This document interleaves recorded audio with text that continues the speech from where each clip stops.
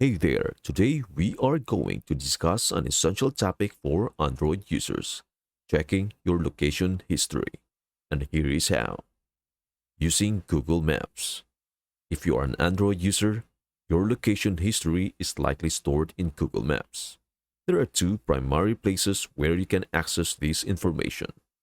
First is the search bar. Open Google Maps and tap on the search bar. You'll find a history of your location searches. It is a quick and easy way to see where you have been looking for directions or places. Second is your timeline. The second place is the timeline feature. Here is how you can access it. A. Tap on your profile picture. B. Select your data in Maps. C. Scroll down to the location history section. D.